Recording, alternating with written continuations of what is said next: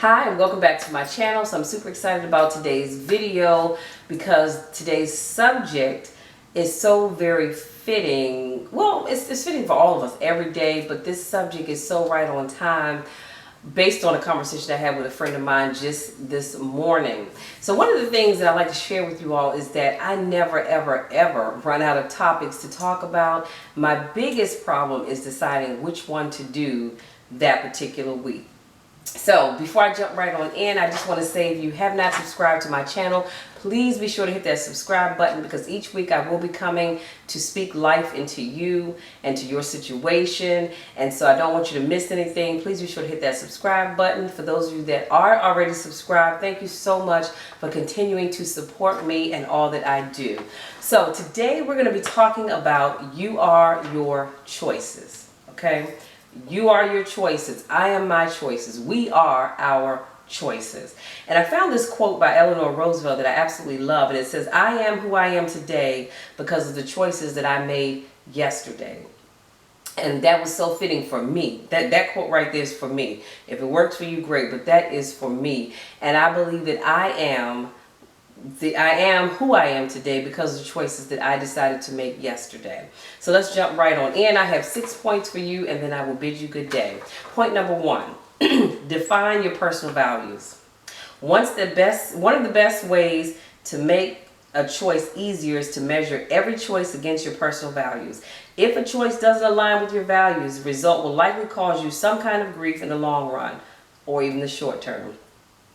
If one of your main values is integrity, then making the choice to lie to someone who is close to you will ultimately hurt you and that relationship. So again, we're talking about integrity. So be careful what you do, but you have to define your personal goals to know what define your personal values to be able to find that integrity so we don't say and do things that hurt other people. Number 2, create awareness. We do things and say things without giving it a moment's thought. Let me put a pin right here. We all have done it, and I know I've done it, so let me just speak for me. I know that I've said something to someone in a fit of anger sometimes, and then afterwards I think about it and I say, oh wow, you know, Lord, that was just awful. If that person had said that to me, I would be hurt. So I try my best now to always think about what I say before I say it, because you know that old saying, sticks and stones may break my bones, but words will never hurt me. That's not true. Words hurt, and they hurt for a long time to come. So I am doing a better job over the last couple of years, and I will continue to do so, of being mindful of what I say to people, be it good, bad, or indifferent. So I'm sorry I got off on that little tangent, but I had to share that with you. Where did I leave off? Oh, but if you know every choice you made could set you off on a trajectory towards success or failure, happiness or misery, confidence or remorse, wouldn't you take the time to consider your choices more carefully? Always remind yourself that your choice has a consequence. And let me put a pin right there.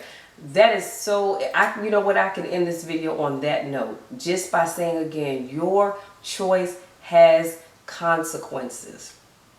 If you choose to go out here and mess with a married individual, the consequences are your spouse is probably going to leave you and their spouse is probably going to leave them.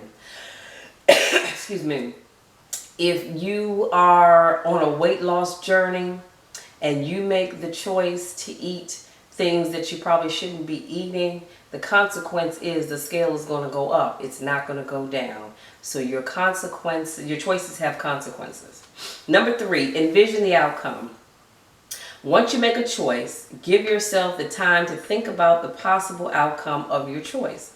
If I choose to buy this car, knowing it's beyond my means, I can pretty much count on dealing with the pain of debt or a much tighter budget as soon as I spend the money. And let me put a pin right here.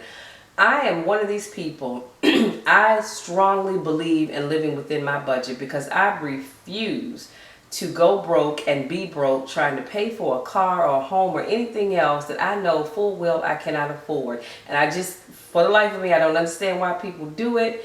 But you know, hey, you do what you do, but just know you need to envision the outcome.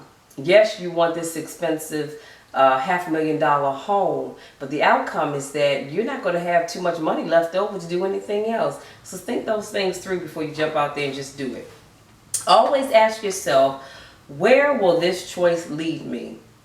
What will the outcome be if I choose to go forward with the choice? Write out the list of pros and cons if necessary. Sometimes putting things in writing helps you clarify the best choice. Number 4, seek guidance and feedback. Carefully select 2 or 3 trusted friends or advisors. Let me say that again. Trusted friends or advisors whose opinion and judgment you value. Tell them about your choice, show them your list of pros and cons, and ask for their input about your decisions.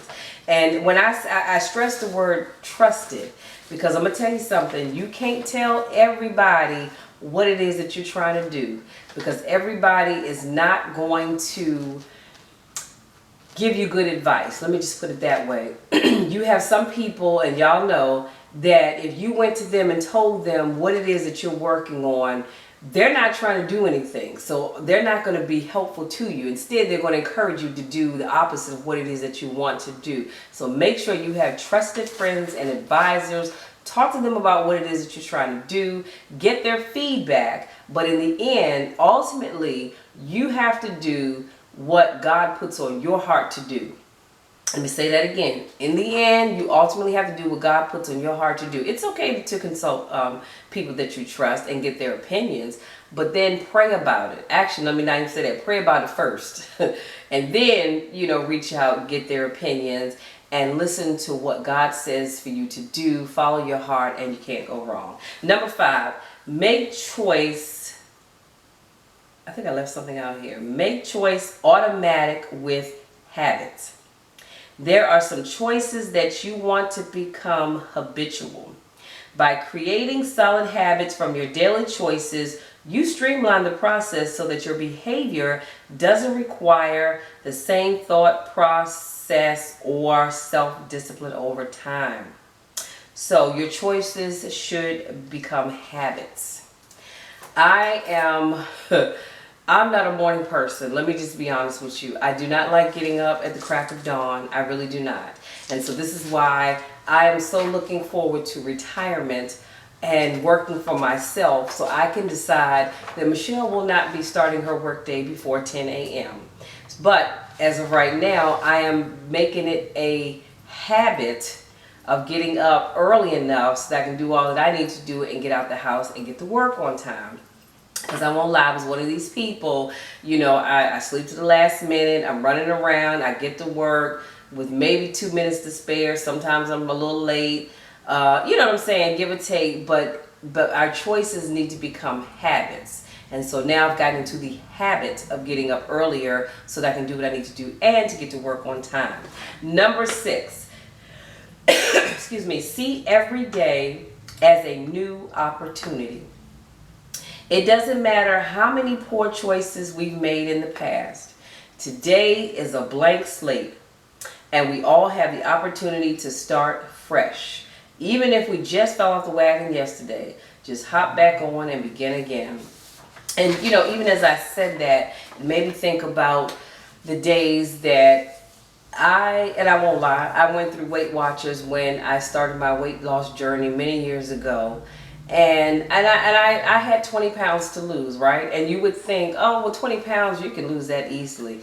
Let me just tell y'all, it took me like a year and a half to lose 20 pounds. You know why? Because of the choices that I made. Let's say Monday or Tuesday rolled around, right? Let's say Monday I was on track, stayed within my points. Tuesday rolls around, and somehow or another I got off track, either at breakfast, lunch, or dinner, didn't matter. My mindset said, well, Michelle, you know what? You messed up for today. So we're going to pick this back up next week. And I used that as an opportunity to continue to eat bad throughout the week. Now, was that a good choice? No, it wasn't.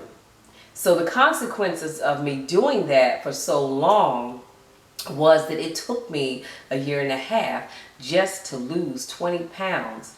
So I said all that to say that just because You made a bad choice today. Tomorrow is a clean slate, and you can start fresh and you can start anew. And you don't have to keep going in this spiraling downward to some abyss, you know what I'm saying, with keep making mistakes. You can start all over again. So, you know, if I had to leave you with something, that something would be that you are your choices. So make good choices. Not just for other people, but make good choices for you. You know, I'm going to share this little story with you all. Recently, I had the opportunity to talk to a young lady, and to be honest with you, it escapes me where I was or what we were doing. But anyway, we were talking about, you know, it's hard out here being a single parent, right? And I think it has something to do with the workshop that I'm doing next month. But anyway, we were talking about how it's hard out here to be a single parent. And I'm so thankful that, you know, I had family and friends, but most important, I had God in my life, as I was a single parent once myself, by choice. Let me be clear about that, by choice. But it can be hard.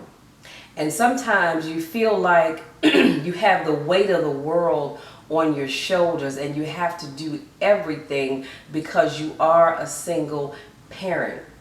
And for some people, that gets to be a little overwhelming, and you know, they just can't handle it and they break down and they just completely lose it. And I was sharing with whoever it was I was talking to, and I shared with that individual, I said, well, you know what? I had to make a choice to not allow being a single parent and having to work extra hard at everything, you know, get the best of me, because I had a child that was depending on me. You know, my child, I love seeing her every day, you know, that smile that children give you, and those hugs and those kisses and all that good stuff. This child depended on me to do what I needed to do to give her a good life. And granted, she didn't know that you know, things were kind of rough, but I knew. And I decided that I don't want to be that single parent on public assistance. That was a choice that I made. So not only did I have my good government job, at one point I worked 2 jobs. Around the holiday season, I worked 3 jobs because, like I said, I made a choice to do what I needed to do for me and my child. And so I'm using that as an example of how your choices yesterday define who you are today. So now when my child looks at me, she sees this strong individual, not just physically strong, but you know, emotionally strong individual who took care of her and got her to where she is. Why? Because of the choices that I made. And hopefully she will see that my hard work is paying off for me, and that if she works hard, of course, as she goes through life, I'm not saying it's going to be easy, but it won't be as hard as it could be. You understand what I'm saying? So I just want to leave you with that. Please, please, please know that your choices really do define who you are. So if you're in a place where you're not where you really want to be, for whatever reason, I don't care what that reason is, sit down, think about the choices that you made. Think about the part that you've played and why you're not where you really want to be. And then once you write those things out, and I would suggest you write them out, look at those things and see what changes you can make to better yourself. And if for some reason doing it by yourself is just too hard, always reach out, contact me. I'll be sure to leave my information in the description box, and let us work on that together. Let's develop a plan to help you get back on track so that you can be so that you can be the best that God has called you to be.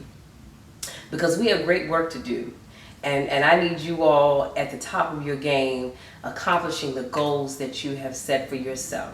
So I'm going to leave you with that word, and I hope that you all have a wonderful and amazing week. Again, this is a new week, a new slate, time to start all over and do some different things. So on that note, I look forward to seeing you all next week when I speak life into you. Until then, take care.